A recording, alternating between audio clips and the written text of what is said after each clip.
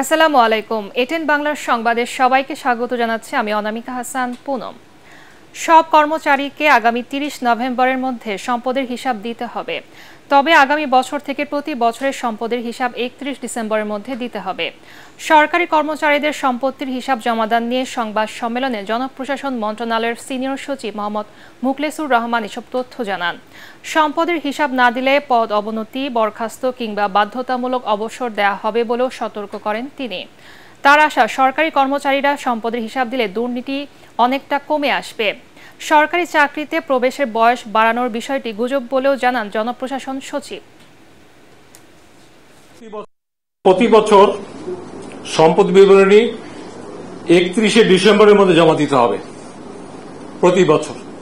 যেহেতু এই বছর আমাদের নতুন একটা বছর পাইনি, ভাঙা বছর, এই জন্য এই বছরেরটা 30শে নভেম্বরের মধ্যে জমা দিতে হবে।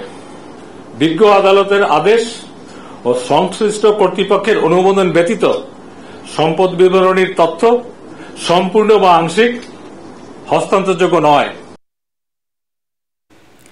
ভারতের সাথে অভিন্ন নদীর পানির ন্যায্য হিস্সা আদায়ে জাতিসংঘ সহ অন্যান্য আন্তর্জাতিক প্ল্যাটফর্মে বাংলাদেশের অবস্থান তুলে ধরার আহ্বান জানিয়েছেন অর্থনীতিবিদরা। তারা বলেন, নরম কথায় তিস্তায় পানি দেবে না ভারত। অপরিকল্পিত উন্নয়নের খেসারত হিসেবে বন্যার মতো প্রাকৃতিক দুর্যোগে চরম মূল্য দিতে হচ্ছে বলেও মনে করেন তারা। মিজান শাহজাহানের রিপোর্ট। সম্প্রতি কুমিল্লা, ফেনী, নোয়াখালী ও লক্ষ্মীপুর জেলার বাসিন্দারা স্মরণকালের ভয়াবহ বন্যার কবলে পড়েন। পানি নেমে গেলেও এখনো শুকায়নি ক্ষত। ঘর বাড়ি, ক্ষেতের ফসল, পুকুরের মাছ, গবাদি পশু হারিয়ে অনেকে যেমন আর্থিকভাবে ক্ষতিগ্রস্ত হয়েছেন, তেমনি স্বজন হারানোর বেদনা নিয়ে ঘুরে দাঁড়ানোর চেষ্টা করছেন কেউ কেউ। সাম্প্রতিক বন্যা, কারণ ও করণীয় বিষয়ে জাতীয় প্রেস ক্লাবে এই আলোচনা সভার আয়োজন করে ফেনী সাংবাদিক ফোরাম। এ সময় অর্থনীতিবিদ আবু আহমেদ বলেন, খরার সময় ভারতের পানি আটকে রাখা আর বর্ষায় বিনা নোটিসে ব্যারেজ খুলে দেওয়া মেনে নেওয়া যায় না। ইন্ডিয়া তো বিগ নেইবার অফ কোর্স, আমরা ওটার সঙ্গে ওইভাবে ঝগড়া করব না, কিন্তু আমরা আমাদের হিস্সাটা, ন্যায্য হিস্সাটা দাবি করব, সবসময় করে যাইতে থাকবো। যে কোনো ফোরামে হোক বিশ্বের, আমরা দাবি করবই করব। সিপিডির ফেলো ডক্টর মোস্তাফিজুর রহমান বলেন, অপরিকল্পিত উন্নয়নে সাময়িক উপকার হলেও তা টিকে না। নতজানু পররাষ্ট্রনীতি থেকে বের হয়ে এসে পানির ন্যায্য হিস্সা আদায়ের তাগিদ ঢাকা বিশ্ববিদ্যালয়ের সাবেক উপাচার্য আনোয়ারুল্লাহ চৌধুরীর। যেভাবে আমাদের উন্নয়ন কর্মকাণ্ড হচ্ছে, এটা তো আমাদেরকে সাময়িকভাবে কিছুটা হয়তো আমাদেরকে স্বস্তি দেবে, কিন্তু এর পরে যখন বড়ভাবে যখন পানি আসবে, আমরা কিন্তু সেটা সামাল দিতে পারবো না, এবং সেটাই কিন্তু এইবারে আমরা কিন্তু দেখেছি। বক্তারা বলেন, বাংলাদেশে বৃষ্টি হোক বা না হোক, উজানের দেশ চীন ও ভারতে বৃষ্টি হলে পানি ভাটির দেশে নেমে আসবেই। তাই আঞ্চলিক সমস্যার সমাধানে ত্রিপক্ষীয় যোগাযোগ বাড়ানোর উপর জোর দেন তারা। মিজান শাহজাহান, এটিএন বাংলা, ঢাকা।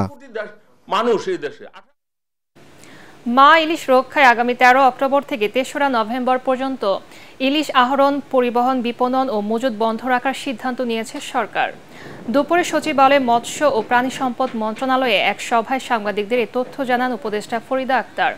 তিনি জানান, ভারতে ইলিশ পাঠানোর পক্ষে নয় মৎস্য মন্ত্রণালয়। ভারত সরকারের বিশেষ অনুরোধে বাণিজ্য মন্ত্রণালয় নিজে থেকে 3000 টন ইলিশ রপ্তানির অনুমোদন দিয়েছে বলে জানান মৎস্য ও প্রাণী সম্পদ উপদেষ্টা।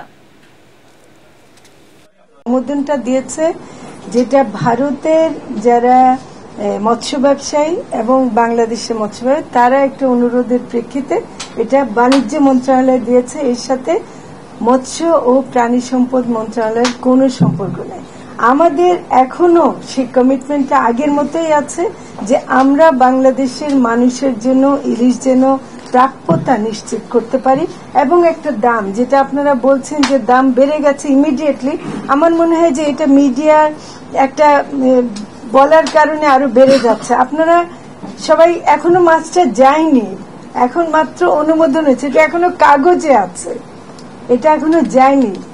যদি এর প্রভাবে দাম বাড়ে, সেটা আমরা মনে করি যে এটা বাড়া উচিত হবে না।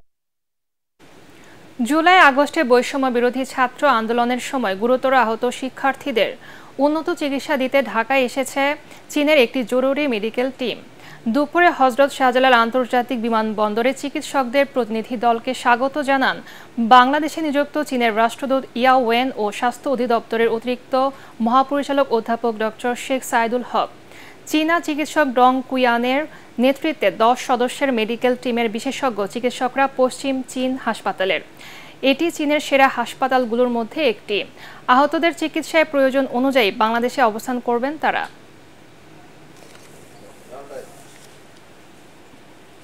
পরবর্তী সংবাদ দেখার আমন্ত্রণ জানিয়ে এখনকার মতো শেষ করছি। এটিএন বাংলার সংবাদ ইউটিউবে দেখতে ব্রাউজ করুন youtube/ATN Bangla News। ধন্যবাদ সবাইকে।